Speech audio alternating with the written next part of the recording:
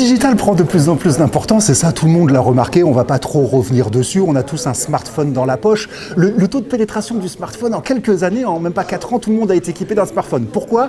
Parce que ça a une valeur hallucinante et ça apporte énormément. Donc toute cette histoire de digital, c'est une demande qui vient de la part des voyageurs. Ils sont tous avec leur smartphone, d'ailleurs la première question qu'ils posent c'est quel est le code Wi-Fi quand ils arrivent. Et donc ils ont cette habitude, c'est leur device, leur outil, ils savent l'utiliser. Et il y a donc cette nécessité, cette opportunité d'exploiter ce canal de communication que l'on a avec notre audience, parce qu'on est rivé à notre téléphone tout le temps. Donc cette histoire de pénétration du digital dans la relation client est un fait. Ce fait et tout le monde l'a remarqué, a été accéléré drastiquement avec cet triste épisode de Covid, de crise sanitaire. C'est-à-dire que maintenant, on scanne le client avant qu'il rentre. Mais déjà, rien que ça, c'est extrêmement violent. Pour rentrer dans le restaurant, dans l'hôtel, etc., je dois montrer patte blanche et il y a quelqu'un qui me scanne. Déjà, est-ce qu'on a accompagné, est-ce qu'on a formé les équipes à comment je fais un scan ? Et c'est là où c'est un petit peu antinomique, c'est-à-dire qu'on dit oui, allez-y, embrassez le digital, c'est une demande de l'audience des voyageurs, et en même temps on dit oui, mais il faut de l'humain, etc.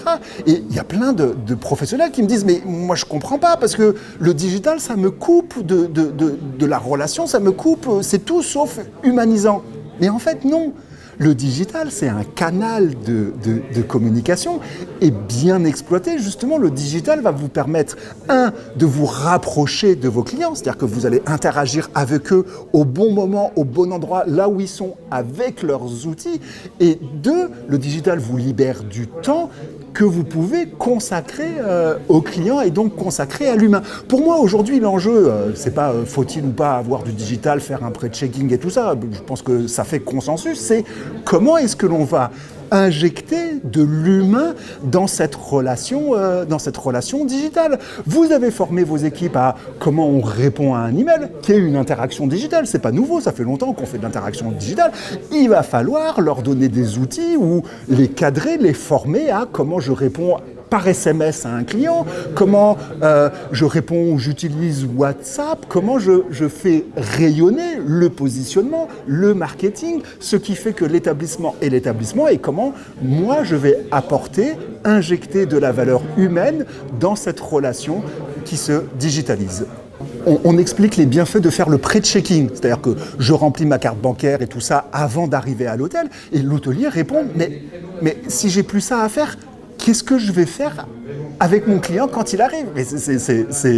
Il y a un désarroi pour certains qui est important. Mais au contraire, si vous avez dégagé toutes les étapes administratives qui sont rugueuses, qui ne sont pas agréables, quand le client arrive, vous pouvez faire une étape purement humaine. Et en fait, le check-in administratif, on est en train de le dégager pour se consacrer à l'arrivée, c'est-à-dire accueillir avec bienveillance, partager un étranger chez soi. C'est le terme hospitalité, c'est ça, c'est accueillir avec bienveillance et partager chez soi.